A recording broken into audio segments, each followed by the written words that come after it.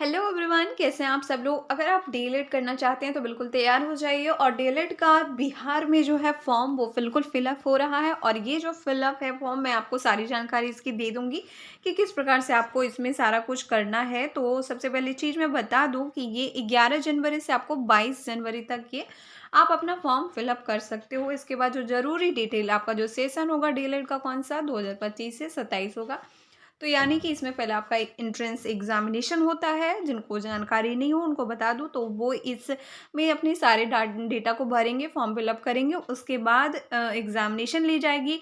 और ये entrance examination इसलिए होती है ताकि आपको अच्छे से अच्छा कॉलेज मिल सके। अगर आपके मार्क्स अच्छे हुए, मेरिट अच्छा हुआ आपका, फिर आपका क्या होगा, आपको गवर्नमेंट कॉलेज मिल जाएगा। और जब गवर्नमेंट, सब लोग गवर्नमेंट कॉलेज पाना चाहते हैं कि हमें अलॉट हो, उसमें क्या होगा ना कि आपका फीस बहुत कम लगेगा और आप बिल्कुल सस्ते में निपट जाओगे, डीएलएड आपका हो जाएगा। लेकिन जिनका रह जाएगा तो वो प्राइवेट कॉलेजेस में चले जाएंगे, जिनकी की फीस क्या है, हाई हो जाती है। तो डीएलएड में अच्छी खासी आपको गवर्नमेंट सीटें दिख जाती है। तो इसलिए आप बिल्कुल भी ये मौका मत छोड़िए। अगर कोई सोच रहे हैं करने की तो बिल्कुल ही ईजी तरीके से आप कर पाओगे, मतलब कि सस्ते में ही आपका हो जाएगा अगर आप में मेरिट है, दम है तब। ठीक है। तो इस फॉर्म को जल्दी से जल्दी आप फिलअप कर लेंगे। 11 जनवरी से 22 जनवरी तक इसकी डेट है। और मैं आपको बता देती हूँ बहुत सारी चीज़ें कि आपका यहाँ पे जो भी कितने रुपीज़ इसमें लगेंगे। आपका सेशन 25 से 27 होने वाला है। SC ST अगर आप हैं तो आपका केवल 760 रुपये लगेंगे। अदर कोई कैंडिडेट हैं, चाहे वो फीमेल हो क्यों ना, तो उनका 960 रुपये यहाँ पे लगने वाला है। ठीक है। ये नहीं कि फीमेल को अलग से कोई छूट है, बस छूट है तो SC और ST के लिए है। तो ये चीज़ें हो गई।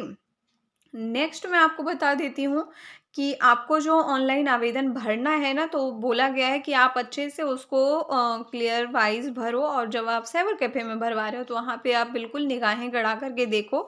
जब वो सारा फॉर्म फिल कर लेंगे तो एक रिव्यू का जो ऑप्शन आता है, तो वो रिव्यू करेंगे, आपको आपका दिखाएंगे कि हमने ये आपने जो डिटेल भरी है वो डाला है।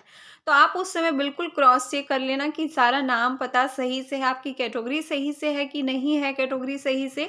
इन चीज़ों का आप विशेष ध्यान रखिएगा, क्योंकि अगर आपकी कैटेगरी गलत हो गई तो क्या है, जैसे कि मैंने बोला कि कॉलेज पाने के लिए ही ये हो रहा है ना, तो फिर आपकी कैटेगरी बिल्कुल सही होनी चाहिए, जिससे कि आपको आपका मन पसंदीदा कॉलेज बिल्कुल अच्छे से मिल जाए। और मैं आपको फॉर्म भी दिखा दूंगी, आप डाउनलोड कर सकते हो। यहाँ पे आप टेलीग्राम से अगर जुड़ जा रहे हो तो वहाँ से कोशिश टू 813 टेलीग्राम पे सर्च करना आ जाएगा, वहाँ से आप डाउनलोड कर लेना। ठीक है, मैं वहाँ पे डाल दूंगी फॉर्म। तो इसमें आपको 3 चीज़ करना होगा। सबसे पहले पंजीकरण मतलब रजिस्ट्रेशन, उसमें आपको फ़ोन नंबर चाहिए होगा और आपका चाहिए होगा ईमेल आईडी। तो आपका जो वेरिफिकेशन कोड होगा ना, वो आपके फ़ोन नंबर पे आ जाएगा। और मैं एक चीज़ और सावधान कर देती हूँ कि आपको, जैसे कि जो लोग ना ईबीसी हैं, तो वो लोग क्या करेंगे, अपना अच्छे से देख लेंगे, क्योंकि बिल्कुल अच्छे से बताया गया है कि ईबीसी के जगह पे ईडब्ल्यूएस कई बार लोग सिलेक्ट कर लेते हैं।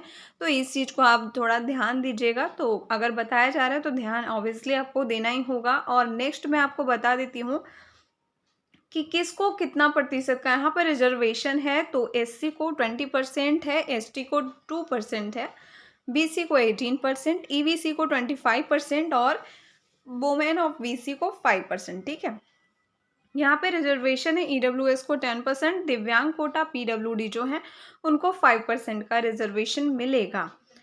देयर आफ्टर यहाँ पे देखिए, हमने बताया कि जो 22 जनवरी तक चलेगी। अब यहाँ पे डेट एक्सटेंड भी हो सकता है, इसलिए इस प्रकार से लिखा हुआ है, लेकिन कोई ज़रूरी नहीं है कि हमेशा ही डेट आपका एक्सटेंड हो। अब कौन कौन से डॉक्यूमेंट्स लग रहे हैं, सबसे इम्पोर्टेंट चीज़, तो आपका आधार कार्ड ऑब्वियसली लगने वाला है, तो आधार कार्ड आप लेके जाना। ठीक है।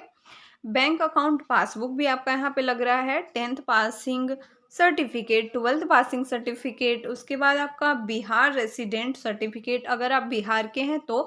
अगर आप अदर स्टेट के हैं तो आप वहाँ पे अदर कर दोगे। ठीक है। मतलब ये सबके लिए मैंडेटरी होगा कि बिहार रेसिडेंट सर्टिफिकेट आप दो। और कास्ट सर्टिफिकेट देना है, mobile number, email ID, passport size photo और स्टूडेंट का जो है सिग्नेचर वगैरह, ये सब तो इंक्लूडेड ही होगा। ठीक है। हेल्पलाइन नंबर्स भी हैं। अब मैं आपको शो कर देती हूँ वो फॉर्म। ये देखिए, जब आप लॉगिन कर लोगे ना, मतलब कि रजिस्ट्रेशन आप कर लोगे, फिर आपका जो फॉर्म आएगा वो कुछ इस प्रकार से रहेगा। ठीक है। तो यहाँ पे आपको सारी डिटेल भरनी है और इसी का मैं आपको पीडीएफ बताया गया कि पहले आप इसको पेन से सारा कुछ फिल कर लीजिए खुद से, ताकि आप जब साइबर कैफ़े जाओ या फिर आप किसी और से भरवा रहे हो, तो वहाँ आपने बिल्कुल सही-सही डिटेल डाली हुई होगी, तो आपको कोई दिक्कत नहीं होगी और आप बिल्कुल ईज़िली तरीके से भर पाओगे। ये देखिए बीएसईबी वाले ये अच्छे तरीके से बता रहे हैं। यूनिक आईडी की जहाँ तक बात है तो यहाँ पे लिख दिया गया है, यदि आपके पास है तो दर्ज करें, नहीं है तो ना दर्ज करें। ये कोई बड़ी बात नहीं है, तो उसमें कुछ है नहीं। तो ये वाला फॉर्म है आपका जो कि आपको भरना होगा और इसका पीडीएफ रूप भी हमने निकाल कर के रखा है और वो मैं आपको शो कर देती हूँ। ये 4 रजिस्ट्रेशन फॉर्म होगा, उसके बाद डाउनलोड आप अपना फॉर्म करोगे। इसके बाद पैसे कट जाएँगे और आपका फिर अगर आप चेंज करना चाहते हो पासवर्ड, तो फिर यहाँ देखो 4th ऑप्शन में यहाँ पे चेंज पासवर्ड का है, तो आप चेंज कर पाओगे पासवर्ड, ठीक है? और ये आपका डीएलएड एप्लीकेशन फॉर्म रहा जो कि 3 पेज का है, तो आप इसको प्रिंट करवा करके आप इसमें भर लोगे जो भी आपकी डिटेल्स है। इसके बाद बहुत बढ़िया तरीके से आपकी जो भी डिटेल होगी वो भर आएगी, क्योंकि वहाँ पे फिर गलती की संभावना बहुत कम हो जाएगी जब आप पेन से एक बार कर लोगे तो। और आपको चूँकि इंस्ट्रक्शन भी दिया गया है, क्योंकि जब आपका बिल्कुल फाइनल सबमिट हो जाएगा तब वहाँ पे आप एडिट नहीं कर सकते हो। रिव्यू के टाइम में ही अगर आपको गलती दिखेगी तब आप एडिट ज़रूर कर सकते हैं, लेकिन इसके बाद नहीं। इसलिए बहुत ज़रूरी होगा कि आप इस फॉर्म को क्या करेंगे, डाउनलोड करेंगे और फिर आप इसको प्रिंट करवा करके सेव कर लोगे अपने पास, ठीक है? इसके साथ ही कुछ और भी जानकारी आपको चाहिए होगी तो उसके लिए कमेंट करिएगा। थैंक्स फॉर वॉचिंग, मिलते हैं नेक्स्ट वीडियो में।